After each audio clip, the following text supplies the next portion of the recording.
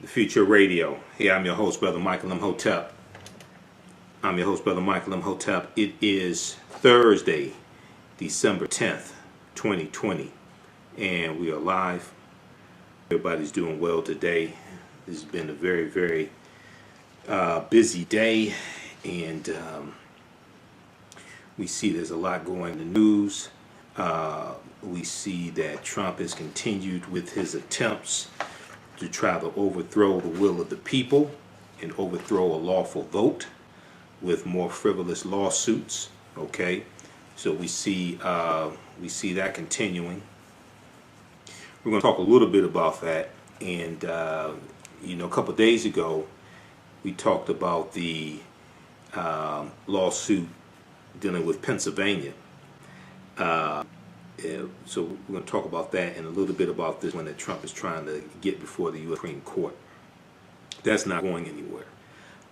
There's no merit for this. It's another frivolous lawsuit. Okay, so we'll talk a little bit about that, give you an update on what's going on with coronavirus. You saw on Wednesday more than 3,100 deaths, which was a record number of deaths in one day for the U.S. And then this story came out December 9th then with Johns Hopkins, who Johns Hopkins University is named after. Johns Hopkins reveals that its founder owned slaves. Johns Hopkins reveals that its founder owned slaves. The university and its medical system have long celebrated their founding benefactor as a staunch abolitionist, but newly surfaced documents tell a different story.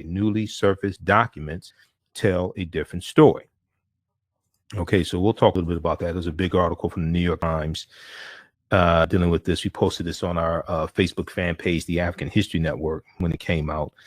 There's also an article from NBCnews.com about this as well. NBCnews.com. Okay, so we'll talk some about this history. Once again, this is history in the headlines. NBC News has an article: Johns Hopkins, long believed by university to be abolitionists, owned slaves. I mean, there were a lot of white people who owned slaves and who participated in that and got rich off of it and passed down wealth to future generations. Okay.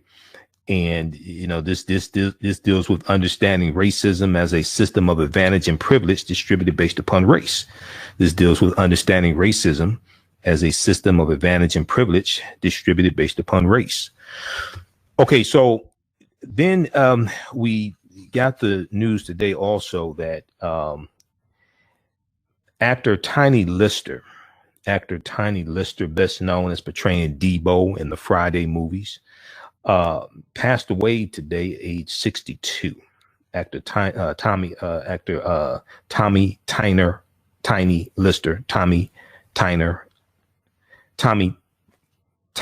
Lister, passed away today, age 62. TMZ first reported this, and we posted an article from blackamericaweb.com, dealing with the passing of Tiny Lister. So we'll talk some about that as well. I posted a article from the Washington Post. Minneapolis City Council votes to cut millions from police budget amid record crime rates.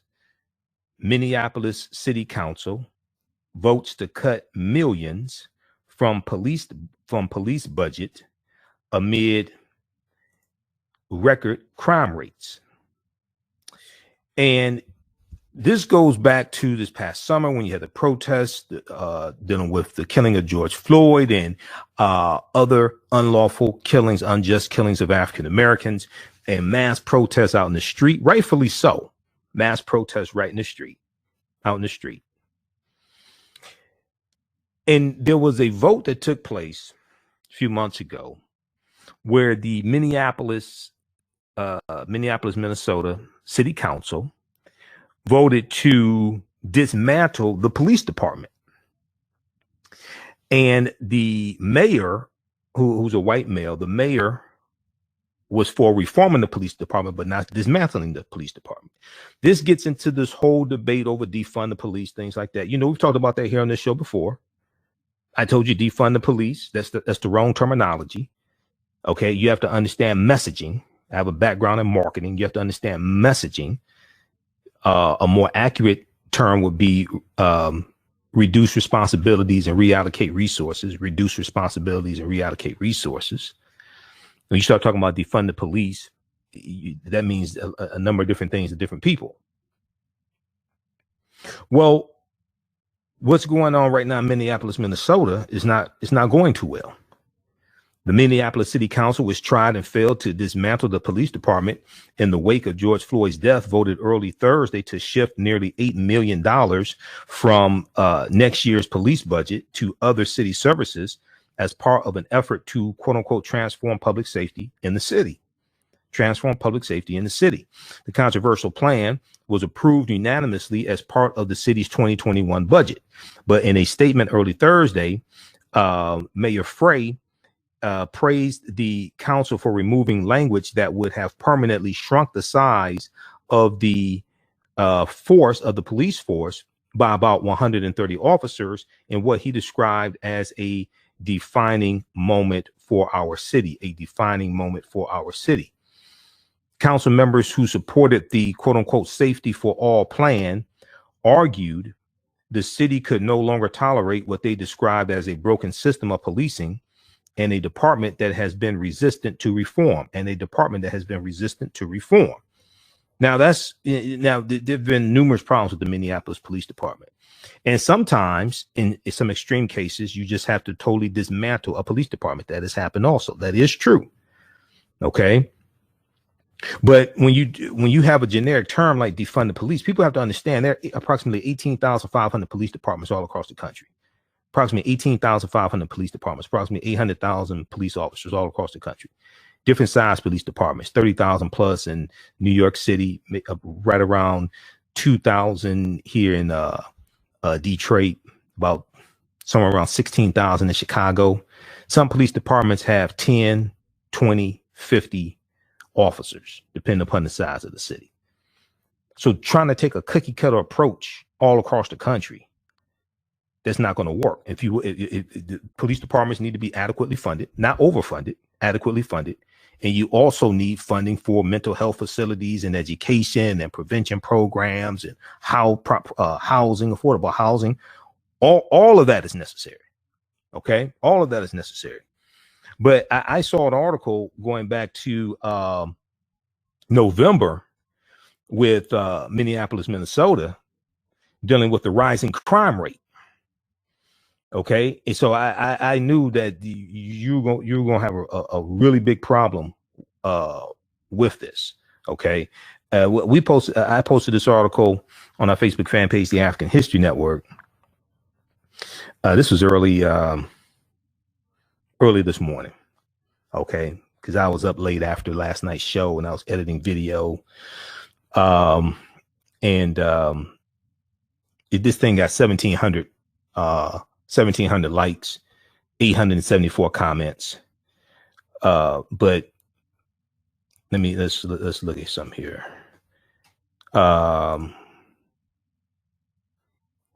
So council members who supported the Safety for All plan argued the city could no longer tolerate what they described as a broken system of policing and a department that has been resistant to reform And one of the challenges is dealing with the police union. And oftentimes the police unions are against change for the better, holding police officers accountable. Now, as I've said before, and I stand by this, at the end of the day, after all the pontificating is done, after all the analysis is done, at the end of the day, many of us are going to have to apply to these police departments and become the police officers that we say we want to see. At the end of the day, because if we don't become the police officers in our communities and become the type of officers we say we want to see, where the hell are they going to come from? Are they going to come from the white suburbs? Where are they going to come from? If we don't become the police officers that we say we want to see and become the officers in our communities to protect our communities and have a guardian mentality as opposed to a warrior mentality, if we don't become the officers in our communities, where are they going to come from? You want all the police officers in our community to be white? See, that at the end of the day, after all this back and forth and terminology and arguments and debates, all that, at the end of the day, we need to come to that conclusion. Quote, believe me, this is not an easy vote to take, but I believe it is right, end quote, said Andrea Jenkins, a council member who represents an area of South Minneapolis adjacent to the street corner where George Floyd was killed. Now, the vote came after days of contentious public hearings and deeply emotional debate among council members who have openly struggled to balance concern about historically high crime across Minneapolis against public calls to reform a police department that has long been accused of racism and excessive force, especially against residents of color.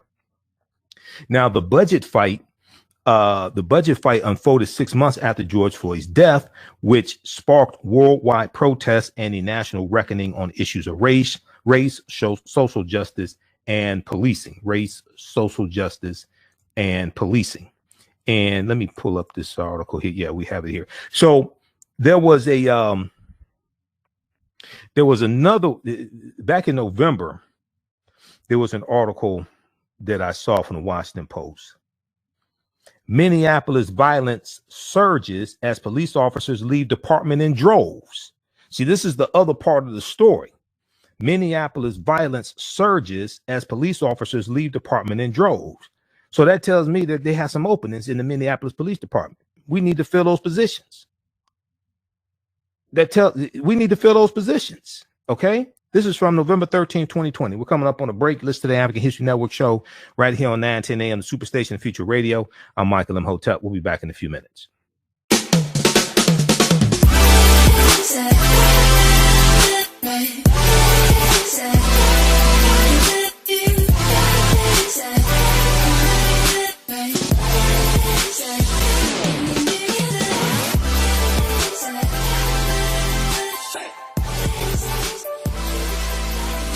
Visit 4glossygirls.com. That's the number 4glossygirls.com, and follow them on Instagram at 4glossygirls. Soul Natural Beauty Products offers organic, plant-based skin and hair care products that will rejuvenate skin and naturally grow and thicken hair. Their whipped shea butter can heal or restore damaged skin cells to prevent hyperpigmentation and skin breakouts. All products are made with organic plant-based ingredients. Their maximum hair growth oil is fortified with organic herbal extracts and undeniably proves that Mother Nature knows best. It thickens, lengthens, softens, and conditions all types of hair. They even guarantee hair improvement within 90 days or a full refund. Their all-natural 24-hour deodorant leaves the body smelling fresh without sweating for up to 24 hours. It does not stain fabric, goes on smoothly, and has a refreshing lavender and frankincense aroma. It can be used by men, women, and even children.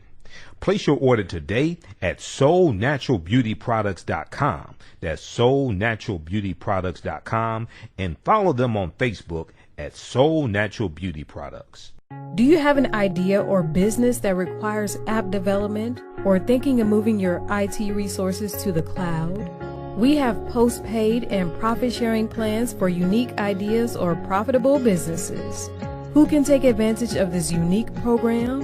Entrepreneurs with unique ideas, startups, small to medium businesses. Contact us 267-209-0352. Visit nomadicsystems.net, nomadicsystems.net today. Have you tasted the world famous No Frowny Brownie yet from the Pink Bakery? If not, what are you waiting for? They are vegan, gluten-free, and free of the big 8 allergens.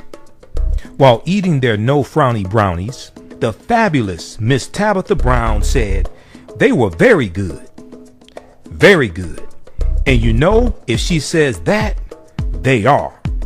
The Pink Bakery is the first black-owned, Big 8 allergen-free baking mix company. Go to thepinkbakery.com. That's thepinkbakery.com to order their No Frowny Brownie mix today. African American business owners, post the name of your business here on the thread of the broadcast. Email us at customerservice@africanhistorynetwork.com. Okay. All right. Welcome back to the African History Network show right here on 910 AM, the Superstation Future Radio. Hey, I'm your host, Brother Michael Imhotep. It is Thursday, December 10th, 2020. And we are live. Hope everybody's doing well today. It's been a very, very busy day. I want to wish a special happy birthday to my niece, Chris Jackson. Also, her birthday was December 6th. So special birthday shout out to my niece, one of my sisters at Zeta Phi Beta Sorority Incorporated. Calling numbers 313-778-7600. 313-778-7600 is the calling number if you have a question or comment. And remember, we're here 6 days a week. We're here 6 days a week, Monday through Friday, 11 p.m. to 12 midnight Eastern Standard Time. And then also we're here on Sundays, 9 p.m. to 11 p.m. Eastern Standard Time as well. We're still here on Sundays. If you like this type of information, you can donate to the African History Network, $ the AHN Show through Cash App, $ the AHN Show through Cash App, and then also through PayPal, paypal.me/the AHN Show, paypal.me/the AHN Show. Okay, so we'll go back to the story here dealing with Minneapolis City Council here in just a minute. We'll talk about that. We'll talk a little bit about Tiny Lister as well. And I want to dig into the story dealing with Johns Hopkins University. Johns Hopkins reveals that its founder owned slaves. Johns Hopkins reveals that its founder owned slaves. Now on the African History Network show, we focus on educating, empowering, and inspiring people of African descent throughout the diaspora and around the world, because right knowledge corrects wrong behavior. What you do for yourself, what you do to yourself, and what you allow other people to do to you and get away with is based upon what you think about yourself. What you think about yourself is based upon what you have been taught about yourself. What you've been taught about yourself is based upon everything you've read, heard, and seen about yourself. So when you control the radius of a man's thoughts, you can control the circumference of his actions, because the mind can't do or teach what it doesn't know. Now, we deal with a number of different topics here on the African History Network show. We deal with current events and history and politics, education, economic empowerment, entrepreneurship, relationships, love, sex, health issues, and much, much more. Sign up for our email newsletter. Text the word Kemet, K-E-M-E-T, to 22828. Sign up for our email newsletter. Text the word Kemet, K-E-M-E-T, to 22828. And then also visit our website, AfricanHistoryNetwork.com, AfricanHistoryNetwork.com. You can sign up for our email newsletter there as well. All right, 313-778-7600 is the calling number if you have a question or comment. Okay, so right before the break, we were talking about this big story out of Minneapolis, Minnesota. I posted this article on our Facebook fan page, The African History Network, The African History Network. It got about 1,700 likes, almost 900 comments. Minneapolis City Council votes to cut millions from police budget amid record crime rates. Minneapolis City Council votes to cut millions from police budget amid record crime rates. And they cut $7.7 million from the 2021 police budget. They want to redirect those funds. They want to redirect those funds into things dealing with prevention and mental health. And I mean, all legitimate needs. Okay. All legitimate needs. I don't think people disagree with the need. Now, the vote came after days of contentious public hearings and deeply emotional debate among council members. And let me scroll down. I want to find this here. Okay. The vote came after days of contentious public hearings and deeply emotional debate among council members who have openly struggled to balance concern about historically high crime across Minneapolis against public calls to reform a police department that has long been accused of racism and excessive force, especially against residents of color. Now, the budget fight unfolded 6 months after George Floyd's death. We know his death sparked worldwide protests and a national reckoning on issues of race, social justice, and policing. Now, George Floyd, let me see here. Let's see. So Officer Derek Chauvin, who had his knee on George Floyd's neck for 8 minutes and 46 seconds, was with the Minneapolis Police Department for 19 years, and he has been charged with murder. And 3 other officers at the scene, J. Alexander Ewing, Thomas K. Lane, and Tal Thiel, have been charged with aiding and abetting. All 4 were fired from the police department and are scheduled to go on trial in March 2021. Now, Mayor Frey had proposed a $175 million police budget for 2021, a cut of approximately $14 million from the approved 2020 budget because of declining city revenue related to the coronavirus pandemic. But under the budget approved on Thursday, the city council would divert $7.7 million from law enforcement to fund alternatives to policing, including mental health crisis teams and additional staffers in the city's Office of Violence Prevention. And let me, I just want to check one thing right here. So give us a call if you have a question. Mayor Jacob Frey. Mayor Jacob Frey. Okay, so now you have this taking place in Minneapolis, Minnesota, and you have a rising crime rate at the same time. All right. About $5 million of that money came from cuts to a budget for police overtime. About $5 million of that money came from cuts to a police budget for police overtime, a move that Police Chief Madaria Arradondo has strongly discouraged, calling overtime a necessity for the department as it copes with staffing shortages and prepares for the trial of the 4 former police officers charged in George Floyd's death. Okay, so now those that don't know, Chief Madario Arradondo was Black. Okay, he's working to bring about reforms inside the police department as well. Okay, but he's saying, look, you have police officers who are quitting the force in Minneapolis, and he's saying you don't want to cut overtime, okay, because that's going to reduce the amount of officers we're going to be able to have out on the streets. This article here was precipitated one by one back in February, but let me continue with this one for just a minute here. The department has been funded for about 880 officers in the year 2020. The Minneapolis Police Department has been funded for about 880 officers in the year 2020. But Police Chief Madaria Arradondo told city council members Monday that as of December 1st, the agency was down 166 officers. The agency is down 166 officers, some of whom have permanently left the force and others who have been out on long-term medical leave. Many officers citing post-traumatic stress disorder from the civil unrest that erupted after George Floyd's death. So for the 2020 city budget, the city of Minneapolis, Minnesota was budgeted for 880 police officers, but they're down 160 police officers. Now for the 2021 budget, they're going to cut 7.7 million from the police budget, and 5 million of that 7.7 million being cut comes from police being able to pay police for overtime. And you down 160 officers.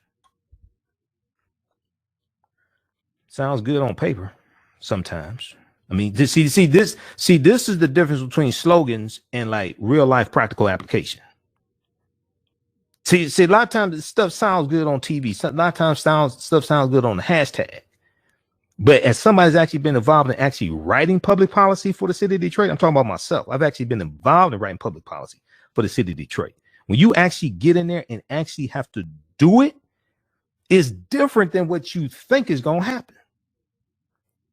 Okay, there's a whole lot of stuff sounds good in press conferences, but when you actually got to get in there and you look at the different entities that are connected and you're trying to bring about reform, it's entirely different. In a last minute debate, council members rejected a motion that would have reduced the number of full-time officers to 750, essentially not replacing the officers who have left. Supporters argued that the amendment would simply take the open positions off the hooks, as the staffing shortage is unlikely to be solved in the coming year. Quote, it's not possible to magically recruit more officers, says Steve Fletcher, a city council member who represents part of downtown Minneapolis. Open positions do not solve crimes. Open positions do not write tickets. Open positions do not prevent anything. They do not deter anything. They do not create a sense of safety. Okay. I still say at the end of the day, after you get all past all these white people talking all this stuff, at the end of the day, we're going to have to apply to these police departments and become the officers we say we want to see. The ones that are not going to engage in racial profiling, police brutality, planting drugs on people. Because if we don't become the officers we say we want to see, where they're going to come from? Where they going to get them from? And then when we go fill these positions, that's less positions for white supremacist police officers to fill. Quote, is not so under the budget plan approved early Thursday, the council set up an $11.4 million reserve fund that would include about $6 million. Mayor Jacob Frey had budgeted for 2 future recruiting classes, as well as an additional $5 million for police overtime. The police department would have to get city council approval to access the funds, an effort to increase accountability for the department, council member said. Read the rest of this article, okay? So this is something extremely important. See, this is where this is what I explain to people. Stuff sounds good in press conferences. It sounds good on social media. Sounds good in hashtags. When you actually have to implement this stuff, and when you are responsible for the consequences, when you're responsible for when you are elected official and you're responsible for the consequences, is a whole nother story.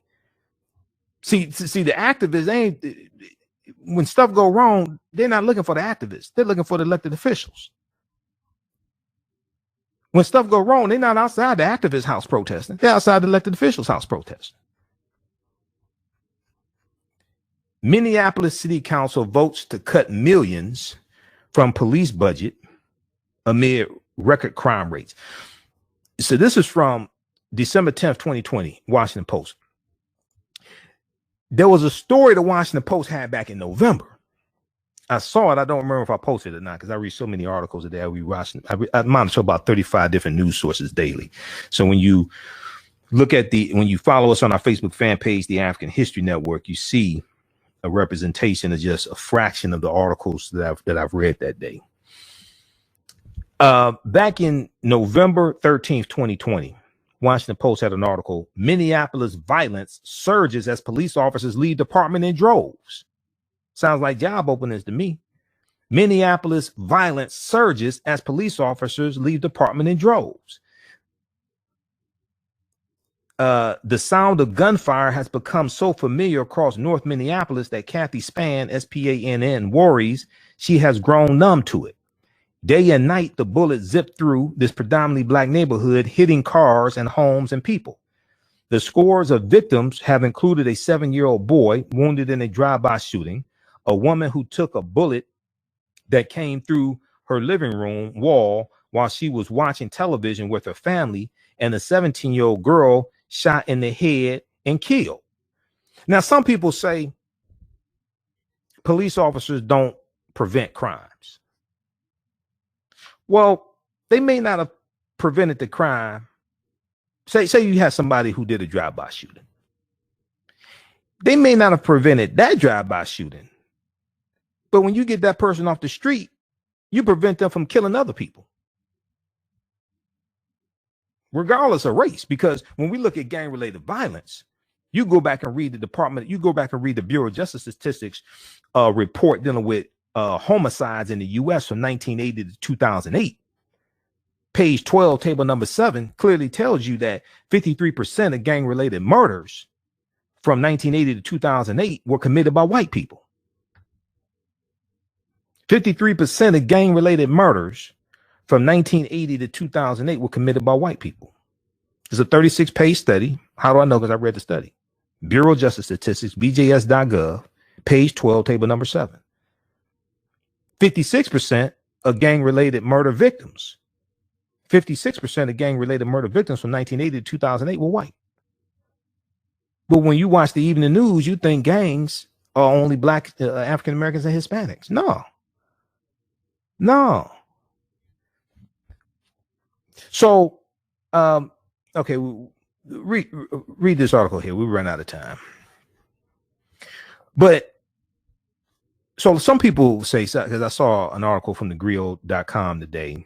It said Joe Biden said that the defund the police movement cost Democrats some House Representative seats. I said that if you've been watching this show, I told you back in June, Joe Biden should not come out supporting defund the police. I said that's a good way for him to lose.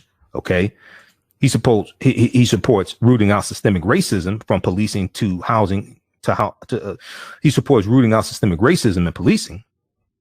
Read the op-ed article that he wrote for the USA Today back June 10th, 2020. We talked about it on this show when it came out. Biden, we must urgently root out systemic racism from policing to housing to opportunity. Federal dollars should not go to the departments that violate people's rights or turn to violence as a first resort. But I don't support defunding police. Read this article. Because I said when this came out in June 2010, June 2020, June 10th, 2020. I said, good. I said, don't buy into defund the police because Trump is going to paint you as supporting defund the police and you're going to lose. That don't play all across the country. That defund the police only plays in certain cities among certain demographics. There's approximately 18,500 police departments all across the country. That don't play all across the country.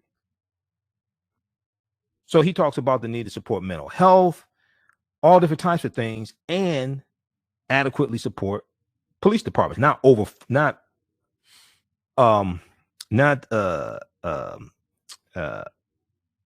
Have surplus budgets for police departments, but he's talking about we need to do both.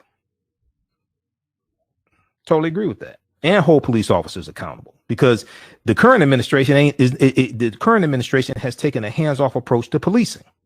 They've dismantled a lot of the criminal justice reform that the Obama administration did. Because see, under the Obama administration, there were about 24, 25 investigations into the patterns and practices of police departments. Okay, which led to about 14 or 15 consent decrees. The Trump administration has taken a hands-off approach to policing. So when Jeff Sessions became Donald Trump's first attorney general, one of the first things he did was backed off of investigating police departments to hold police officers accountable. He said we need to take a step back and basically take a hands-off approach to policing. And then his second attorney general, William Barr, says he doesn't think systemic racism exists in policing. How you gonna fight systemic racism in policing? You don't even want to acknowledge it exists. Go read that op-ed that Joe Biden wrote back June 10th, 2020. We talked about it here on this show. This is what I'm saying. A lot of stuff sound good in hashtags. When you got to actually do it and see, and when I was involved in writing public policy for the city of Detroit, I sat on that committee for 13 months. We met once a month, and it was Executive Order 22. It dealt with making sure that at least 50% of the people who got jobs on city-funded construction projects were Detroiters. Lived in Detroit. It did not include road construction because the funding for road construction is different. And what we imagined before we started rewriting that policy was different than what we actually came out with. The reason why was because once we got in and started looking at the different entities here, we realized what we initially imagined wasn't realistic. So we had to actually do what was realistic. Otherwise, you just set everything up for failure. That's the difference between theory and actual practical application. All right. So let's move on. Tommy Tiny Lister, best known for portraying Debo in the Friday movies, passed away age 62. TMZ first reported this. A release from the LA County Sheriff's Department says friends and business associates of Tiny Lister became worried Thursday, December 10th, when they had not heard from him since Wednesday night. Deputies performed a welfare check where they made their way into his apartment and found him deceased. At this point, police officers say it's believed that Tiny Lister died of natural causes, but an autopsy will be performed to determine an official cause of death. Ice Cube, who starred in Friday, the movie Friday, posted a tribute saying, "Rest in peace, Tiny Debo Lister. America's favorite bully, was a born entertainer who would pop into character at the drop of a hat, terrifying people on and off camera, followed by a big smile and laugh. Thank you for being a good dude at heart. I miss you already." And I just realized I actually met Tiny Lister. This had to be, I was working at another radio station then, so it had to be probably about 20 years ago. He was in a play that was traveling to different cities. Is it Easter play? Dealing with the resurrection of Jesus. I forgot the name of the play. And they had a black Jesus, of course. But he was in the play, and in the play he was playing a character like Debo riding around on a bike. So there was a reception, I think, before the play. And I worked at the radio station, so I got to go. We met the cast of the play, and I got to meet him also. So Tommy Tiny Lister, famous for playing intimidating but lovable tough guys in films like Friday, has passed away. TMZ has learned. Law enforcement sources tell us they got a call to the actor's Marina Del Rey apartment Thursday, just before 3 p.m. for an unconscious male. Our sources say Tommy was not transported to the hospital as he was pronounced dead on the scene. We're told the coroner is at the home, but there's no word yet on a cause of death. Though Tiny began landing his bullying bad guy roles in the 1980s, he's most famous for his hilarious turn as Debo in Friday and the sequel Next Friday. He also played President Lindbergh in the sci-fi action film The Fifth Element, and more recently appeared in the box office smash hit The Dark Knight. He voiced the character Finnick in Zootopia as well. Along with acting, Tiny Lister had 2 short pro wrestling stints and starred alongside Hulk Hogan as the bad guy Zeus in the 1989 film No Holds Barred. So I remember when he started doing wrestling, and his wrestling name was Zeus. I remember all that. So he was 6'5". Okay, he had the nickname Tiny, but he was 6'5". So rest in peace, Tiny Lister. Check this out at tmz.com. Now, also, we posted this as well at on my personal page, and I think I shared it on the African History Network. Today is also the birthday of Theodore Wilson. Okay, Theodore Wilson. Theodore Wilson, Teddy Theodore Wilson, or Theodore Teddy Wilson, is best known as playing Sweet Daddy on Good Times. Okay, but I mean, he was a good actor. Before he played Sweet Daddy on Good Times, he was on That's My Mama, okay, with Clifton Davis as Clifton Davis' best friend Earl, okay? And Earl, in the first season, Earl was a mailman. The second season, Earl was a barber in the barber shop with Clifton Davis. Clifton Davis is he gets out of he's in Vietnam. He's a Vietnam veteran. He inherits a barber shop from his father. So he's like 25 years old and he's an African-American businessman. This is like 1972, 73. That's My Mama. Okay, I have every episode on DVD, just like I got all 122 episodes of Sanford and Son on DVD. I've got a hell of a collection. So, and one of the things I studied the history of African-American cinema as well, because the TV shows and the movies reflect the views and opinions of society in different time periods and what was going on in society. Then that imagery in those movies then impact people all across the country, impact the way people think, feel, act, and behave. Whatever's disseminated becomes imitated. Okay, so having the background in marketing, understanding this, when I was in business school and studying marketing, I'm also studying African history and African American cinema and seeing how all this connects. So Theodore Wilson, he's best known as portraying Sweet Daddy on Good Times. Okay. And then there was one episode of Good Times from season 4 where he played a nightclub owner, where JJ had a comedian. JJ was managing a comedian. He borrowed money from a loan shark. Okay. And Theodore Wilson was in that role as well. So we want to say happy birthday to Theodore Wilson. Now Theodore Wilson also, he was married to Joan, I think her name is Joan Pringle.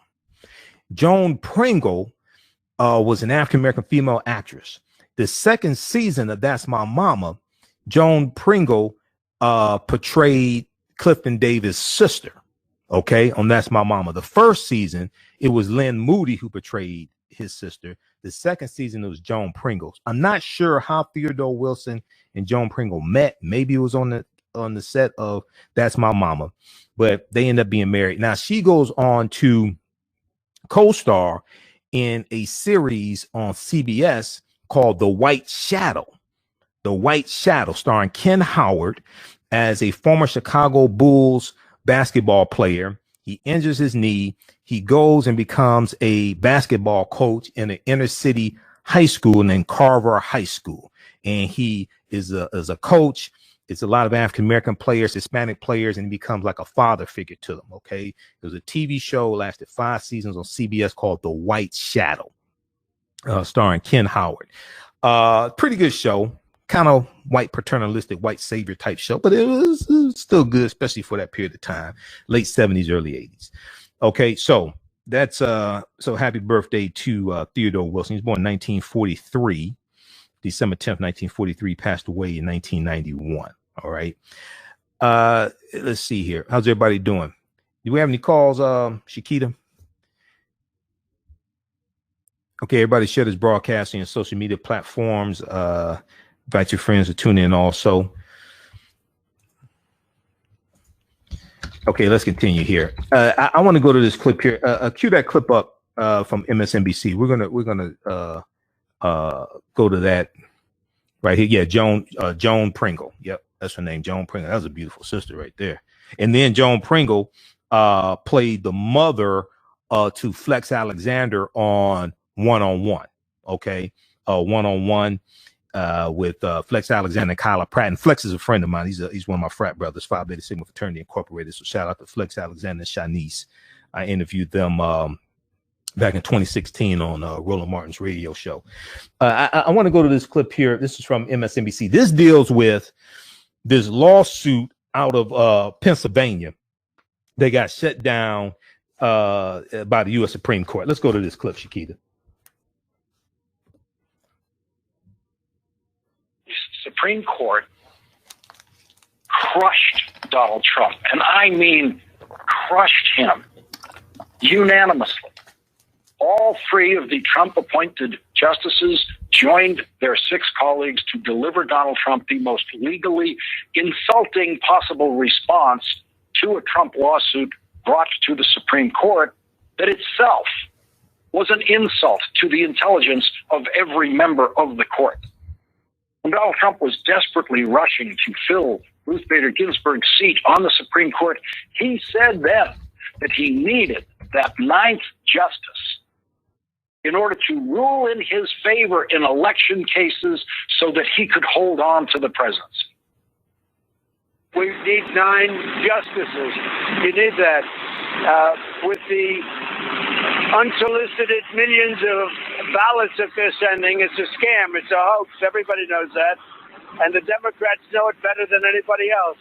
So you're going to need 9 justices up there.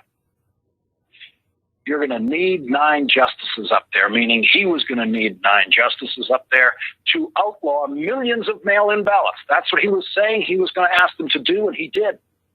That's Donald Trump saying, I know I'm going to lose the election with voters, but once I bring a case to the United States Supreme Court to throw out millions of mail-in ballots, that's how I'll win my 2nd term as president of the United States.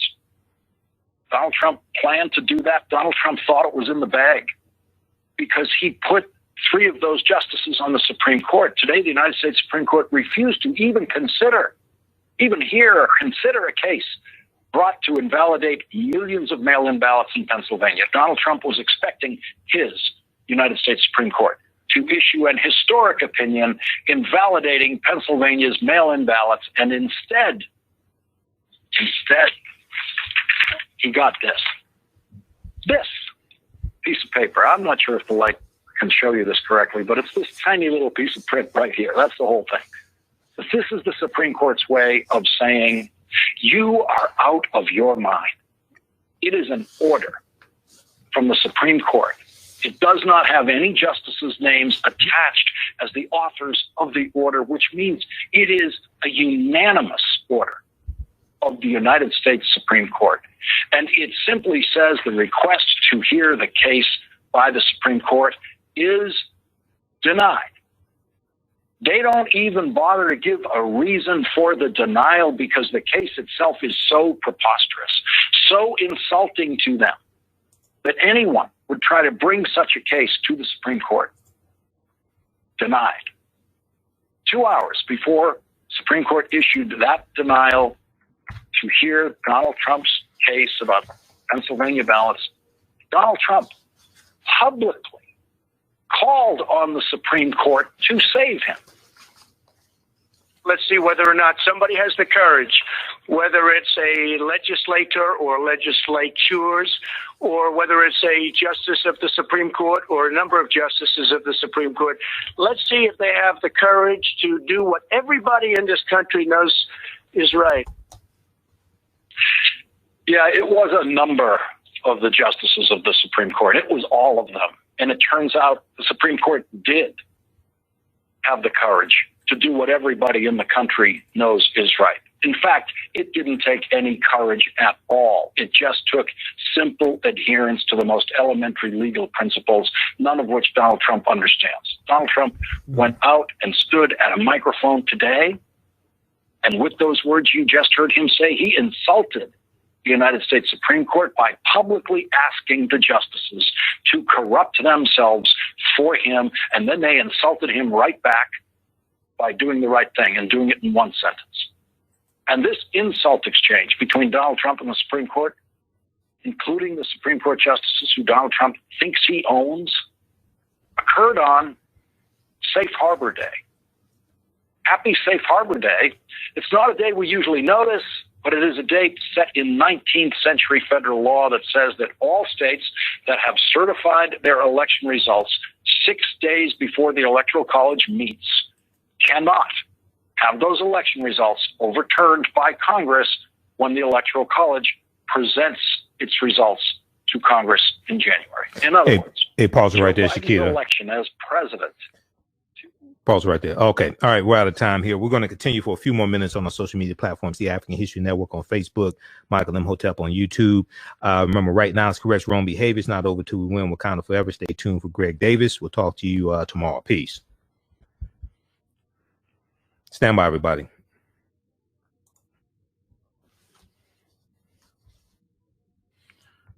Stand by. Okay.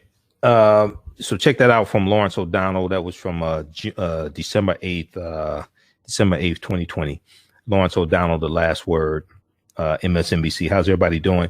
Hey, if you'd like this type of information, you can donate to the African History Network, $ the AHN Show through Cash App, $ the AHN Show through Cash App, and also through PayPal, paypal.me/the AHN Show, and at our website, AfricanHistoryNetwork.com.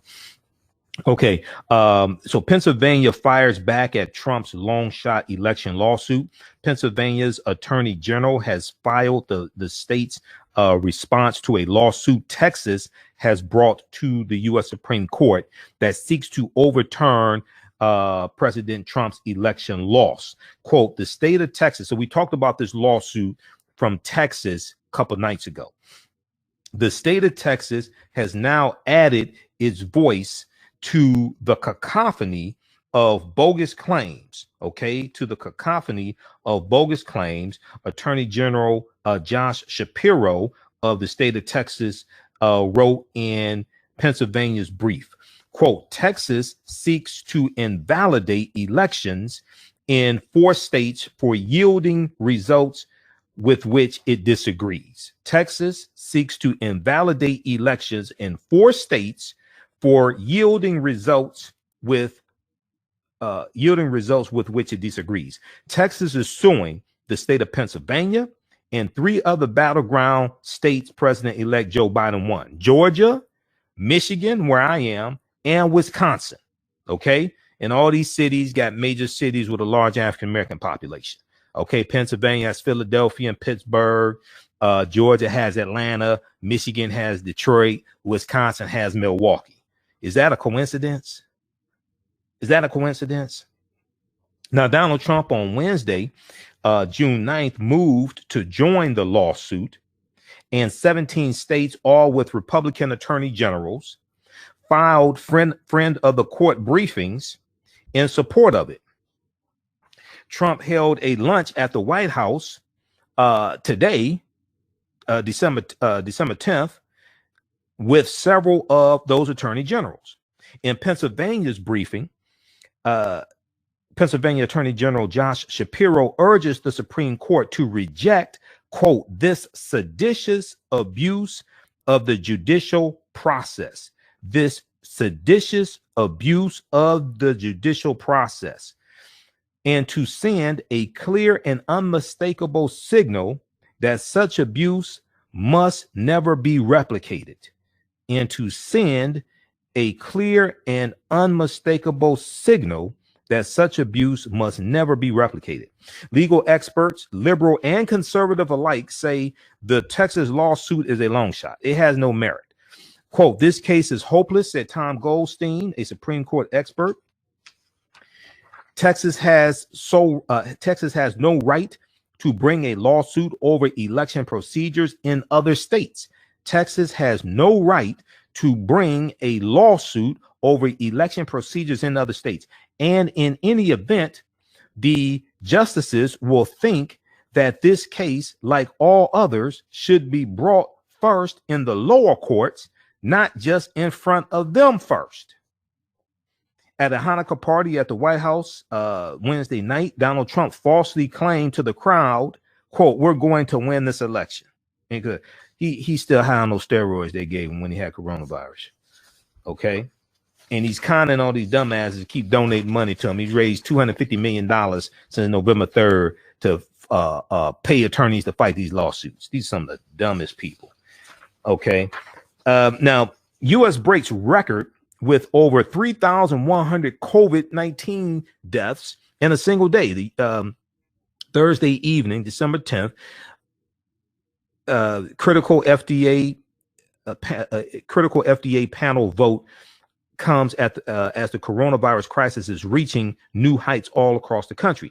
On Wednesday, December 9th, the U.S. reported a staggering new record of more than 3,100 deaths from coronavirus. That's roughly one death every 28 seconds. That's roughly one death every 28 seconds.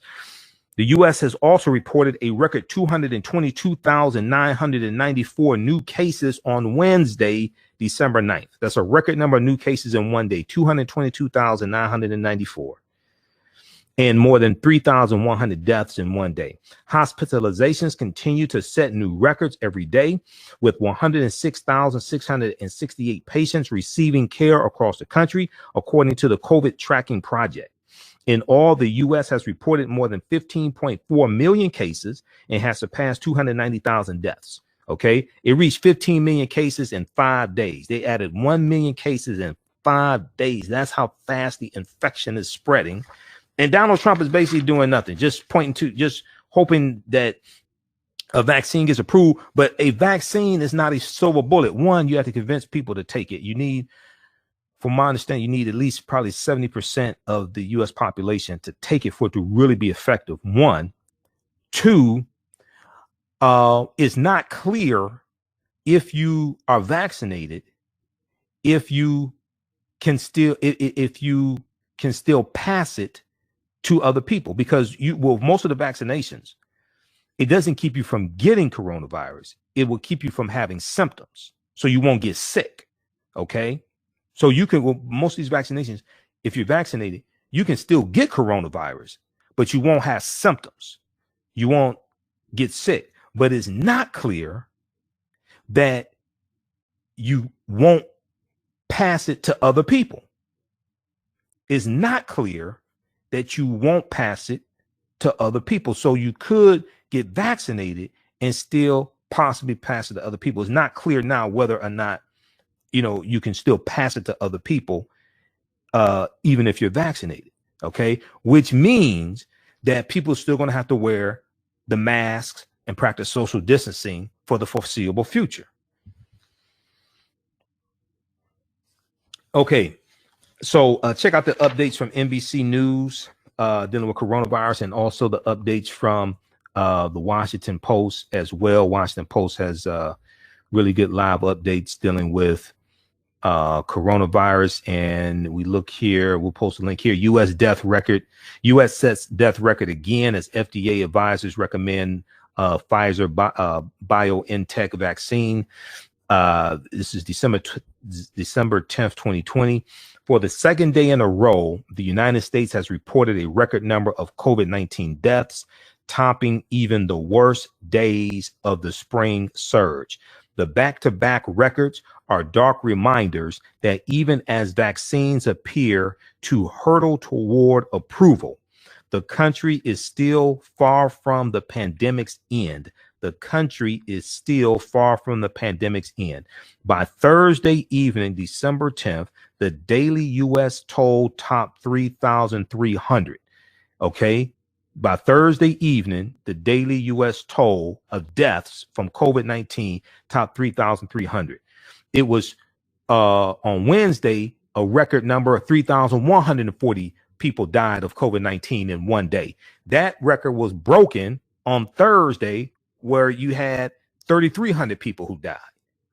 States in the South and the Midwest, along with California, are contributing most to the increase.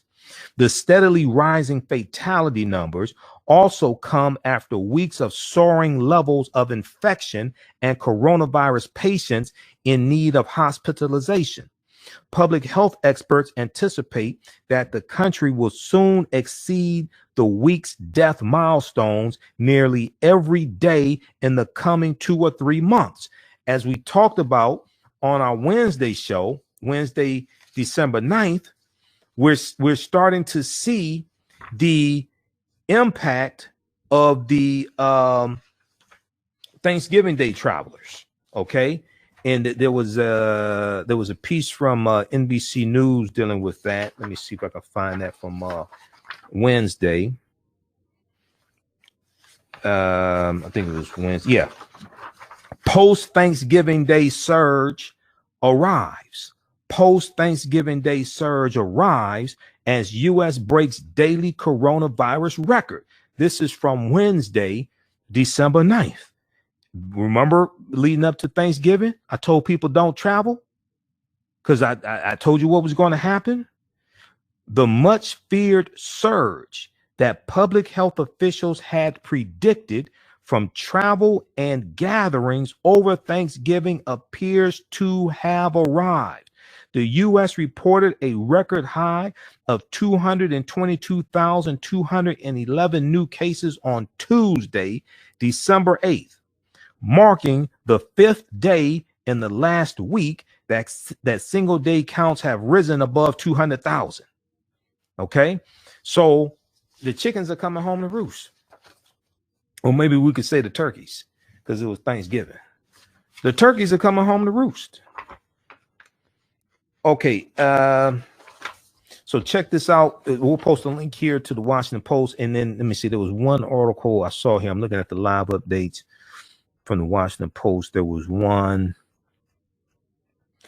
I was looking at. Let me see if we can find it here, because I need to print these out. Okay, yeah. U.S. surpasses 3,300 deaths in a day, a record. Exactly 2 weeks after Thanksgiving, the United States on Thursday tallied nearly 3,350 coronavirus-related deaths in a single day, another record. The toll is the second time after the harrowing high of 3,140 set Wednesday. Deaths from the virus eclipsed the 2,977 lives lost to the terrorist attack on 9/11.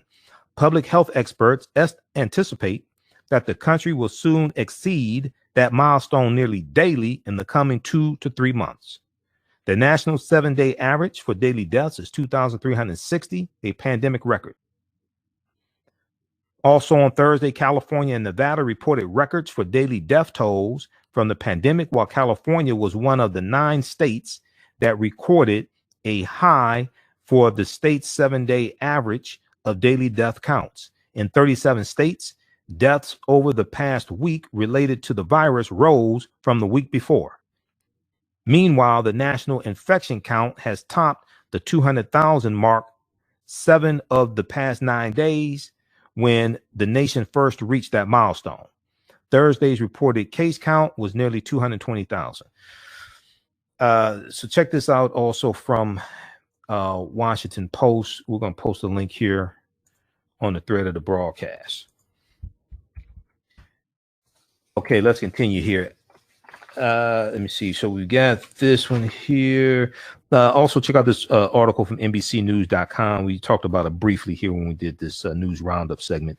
Seditious abuse of judicial process. Seditious abuse of judicial process.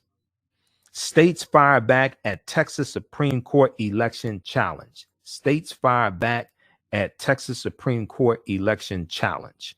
Okay, and we'll post a link to this article directly here as well. All right, lastly, I want to get to this article. I want to get to this story quickly here. And how's everybody doing? Share this broadcast on your social media platforms. African American business owners, email us at customerservice@AfricanHistoryNetwork.com. Customer service at AfricanHistoryNetwork.com. We'll let you know how you can advertise with the African History Network. Okay.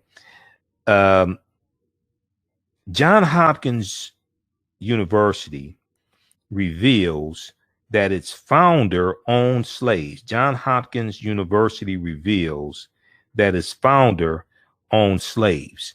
The university and its medical, the university and its medical system have long celebrated that their founding benefactor was a staunch abolitionist. Okay, but newly surfaced documents tell a different story. New York Times has a big article about this from December 9th, 2020. It's a tale that has long been repeated at the university and medical center in Baltimore that bears his name. In 1807, the 12-year-old Johns Hopkins was summoned home. He was summoned home from boarding school to work the fields of the family's sprawling tobacco farm in Maryland after his father, following the directives of his Quaker faith, freed the family slaves. Young John Hopkins grew up. Young John Hopkins grew up to be a widely successful businessman,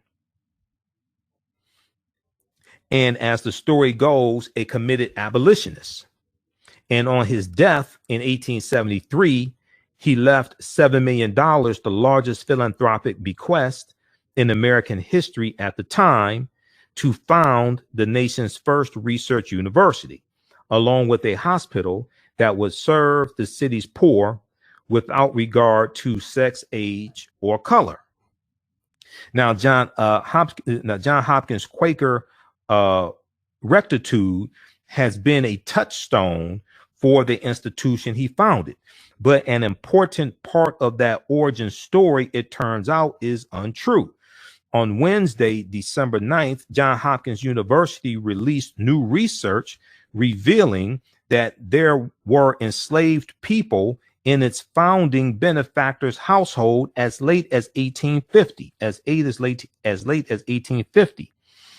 And while the Hopkins family's entanglements with slavery are complicated, the university has so far found no evidence of Johns Hopkins' father freeing any enslaved people.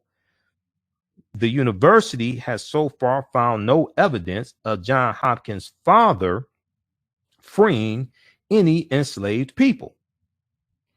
As for the long-standing claims that Johns Hopkins himself held abolitionist beliefs, it is unclear whether they rest on any evidence at all. In a letter to the Hopkins community, the leaders of the university, medical school, and medical system announced a multi-year effort to further study the Hopkins family's connections with slavery, which it called a crime against humanity. A crime against humanity.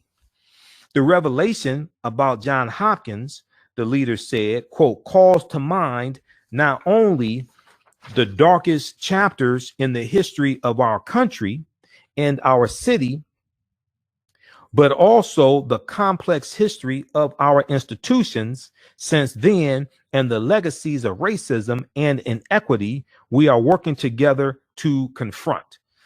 This was a big article from New York Times. I want to pull it up here.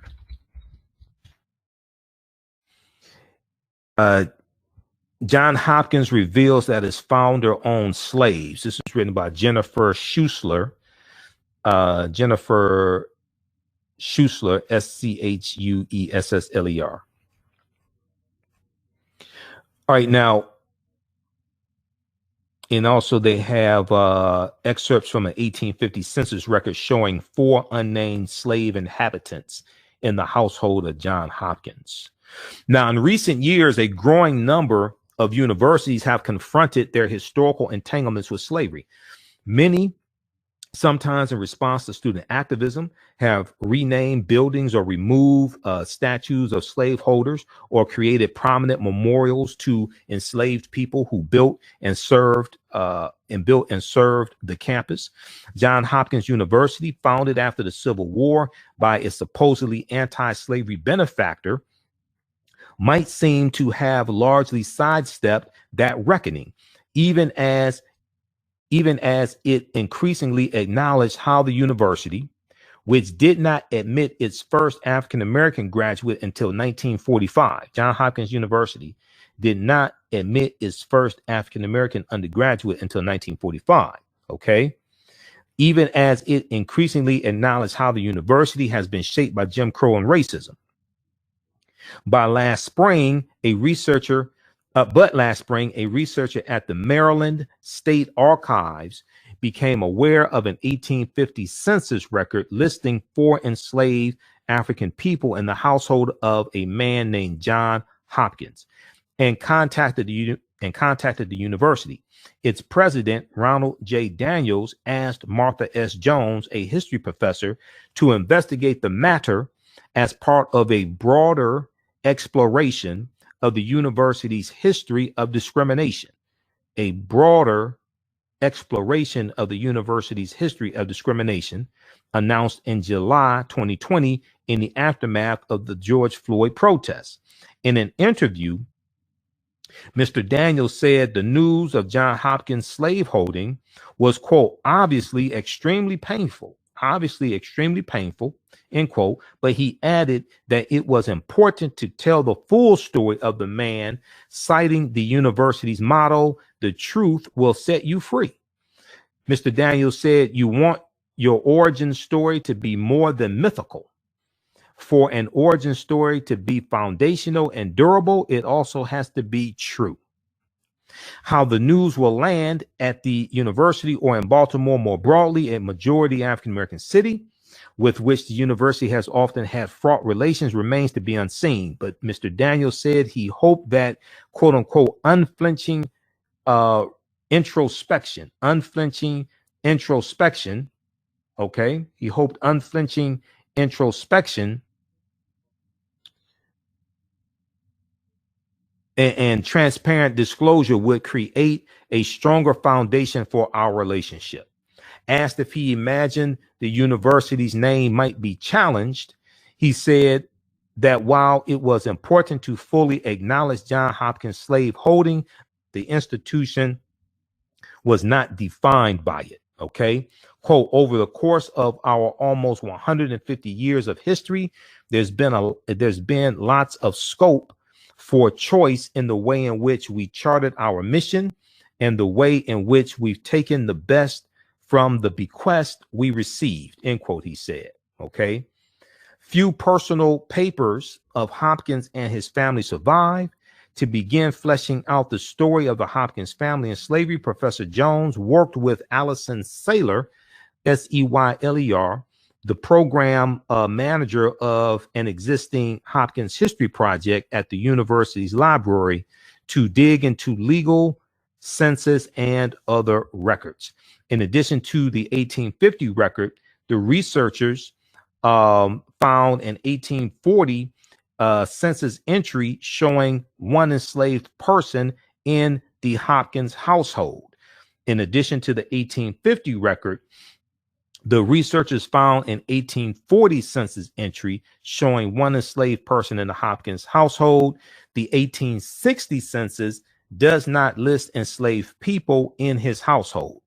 They also found documents from the 1830s showing that Johns Hopkins and his firm sometimes sought to acquire enslaved people to settle debts. They also found documents from the 1830s showing that Johns Hopkins and his firm sometimes sought to acquire enslaved people to settle debts.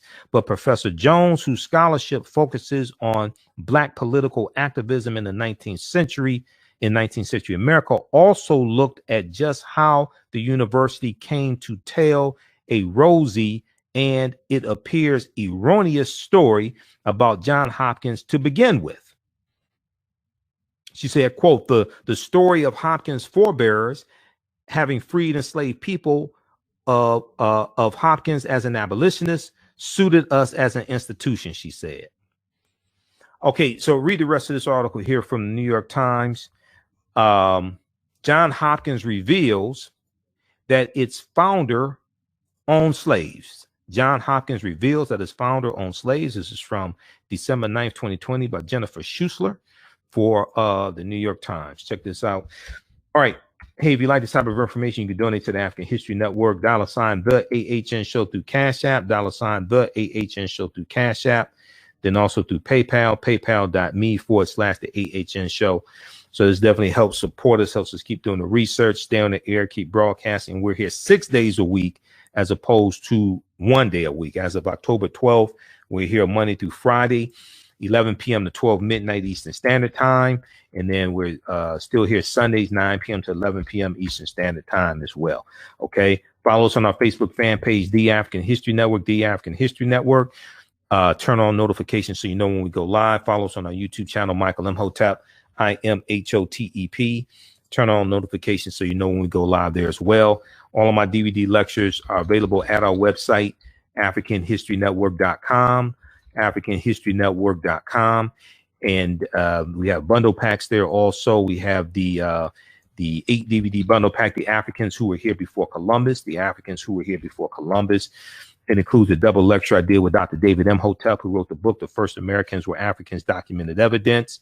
And then also one I did with Professor Kaba Kamene, who's in the Hidden Colors documentaries, who dealt with the African presence in the Mississippi Valley and the Americas. And it includes one from Dr. John Henry Clark, Christopher Columbus and the African Holocaust, one from Dr. Ivan Van Sertima, They Came Before Columbus. So that's The Africans Who Were Here Before Columbus. And then also the Black Migration 1619 to 2019 6 DVD bundle pack. Those are 6 of my presentations. That's available also at AfricanHistoryNetwork.com. That includes 6 principles of political self-defense, understanding how laws and policies impact the economic conditions of African Americans. It includes Black Migration 1619 to 2019, where I deal with the 400th year anniversary. Includes one dealing with the history of African American jockeys and how we used to dominate horse racing and win the Kentucky Derbies.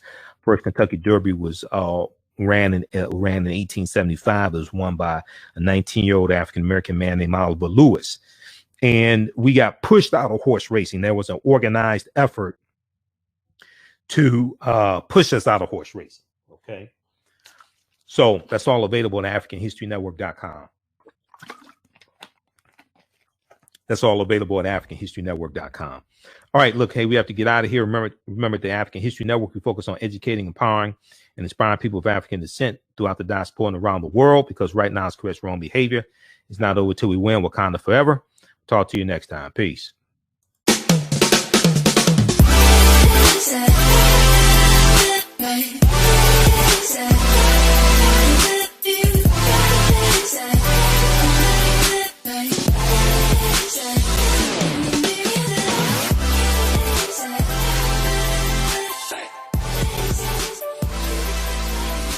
Visit 4glossygirls.com. That's the number 4glossygirls.com, and follow them on Instagram at 4glossygirls. Soul Natural Beauty Products offers organic, plant-based skin and hair care products that will rejuvenate skin and naturally grow and thicken hair. Their whipped shea butter can heal or restore damaged skin cells to prevent hyperpigmentation and skin breakouts. All products are made with organic plant-based ingredients. Their maximum hair growth oil is fortified with organic herbal extracts and undeniably proves that Mother Nature knows best. It thickens, lengthens, softens, and conditions all types of hair. They even guarantee hair improvement within 90 days or a full refund. Their all-natural 24-hour deodorant leaves the body smelling fresh without sweating for up to 24 hours. It does not stain fabric, goes on smoothly, and has a refreshing lavender and frankincense aroma. It can be used by men, women, and even children. Place your order today at soulnaturalbeautyproducts.com. That's soulnaturalbeautyproducts.com, and follow them on Facebook at Soul Natural Beauty Products.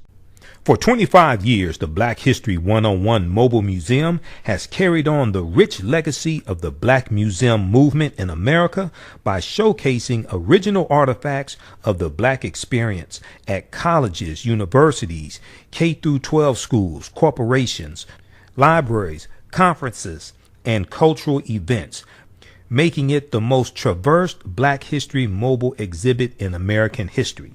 Dr. Khalid El Hakim is the founder of the Black History 101 Mobile Museum, and he is a highly sought-after public speaker on topics of Black history, social studies, education, museum studies, hip-hop, and race relations. Dr. Khalid was named among the change makers for NBC Universal's Erase the Hate campaign and listed as one of the 100 men of distinction for Black enterprise. He recently founded the Michigan Hip Hop Archive on the campus of Western Michigan University.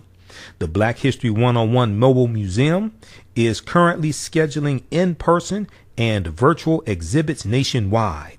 For more information, please contact Dr. Khalid Al-Hakim directly at 313-645-4197, 313-645-4197, or visit their website at blackhistorymobilemuseum.com. That's blackhistorymobilemuseum.com. You can also email him at bhistory101@yahoo.com, bhistory101@yahoo.com. Do you have an idea or business that requires app development or thinking of moving your IT resources to the cloud? We have post-paid and profit-sharing plans for unique ideas or profitable businesses. Who can take advantage of this unique program? Entrepreneurs with unique ideas, startups, small to medium businesses. Contact us 267-209-0352. Visit nomadicsystems.net, nomadicsystems.net today. Al-Qibalan's lifestyle attitude is servitude. They focus on providing you quality products and customer service. They're here to fulfill your African men's and women's clothing, accessories, health and beauty products, essential oils and fragrances, hair care products, and much, much more. Check out their collection of clothing and products for African kings and queens. Visit their website, alkebalanlife.com, ALKEBULAN,